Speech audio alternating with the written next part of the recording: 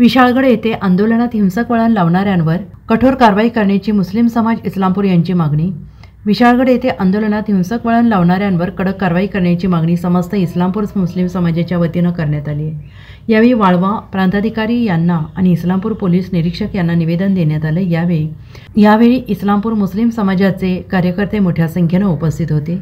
यावेळी समाजाचे म्हणणे असे आहे की दोषी दंगलखोर हिंदुत्ववादी कार्यकर्त्यांची ओळख पटवून तात्काळ गुन्हे दाखल होऊन कठोरात कठोर कारवाई करण्याबाबत विशाळगड अतिक्रमण आणि दर्गा मशिदीचा काही संबंध नसताना दर्ग्यावर आणि मशिदीवर दगडफेक करणाऱ्यांवर, हल्ले करणारे आणि मुस्लिम लोकांवर त्यांच्या घरावर दगडफेक करणाऱ्या हिंदुत्ववादी कार्यकर्त्यांना तात्काळ अटक करावी।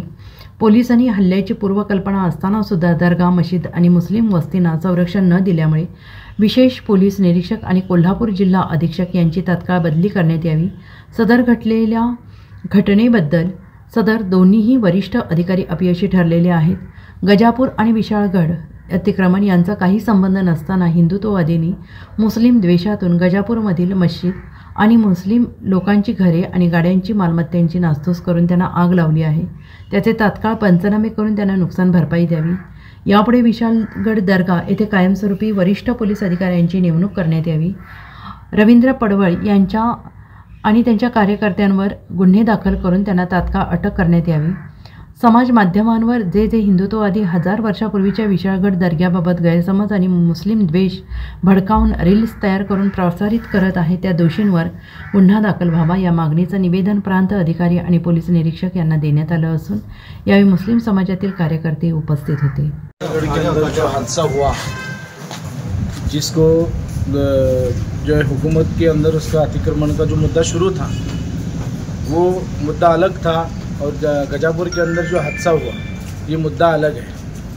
जो चीज़ करनी चाहिए थी उसके ऊपर हुकूमत ने वक्त पर जो है कार्रवाई न करने की वजह से गजापुर के अंदर जिस वक्त लोग घुसे और वहाँ के लोगों को जो तकलीफ़ थी वो तकलीफ़ इतनी दर्दनाक थी कि उन लोगों ने छोटे बच्चों का भी ख्याल नहीं किया, औरतों का भी ख्याल नहीं किया।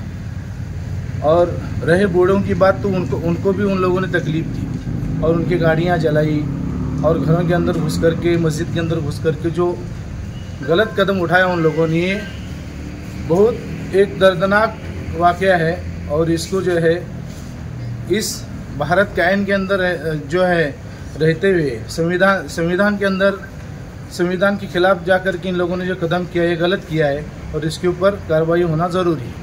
इस्लामपूर शहर प्रांत अधिकाऱ्यांना समस्त मुस्लिम समाजातर्फे एक निवेदन देण्यात आलेलं आहे की परवा जी घटना घडली विशाळगडमध्ये आणि जे मशिदीचं आणि तिथं लोकांचं मारहाण झाली, मशिदीत तोडफोड झाली, या घटनेचा आम्ही समस्त इस्लामपूर मुस्लिम समाजातर्फे जाहीर निषेध करतो व इथून पुढे अशी कुठलीही घटना घडणार नाही याची प्रशासनाने नोंद घ्यावी। इस्लामपूर येथे प्रांत ऑफिसला इस्लामपूर मुस्लिम समाजातर्फे एक निवेदन देण्यात आले।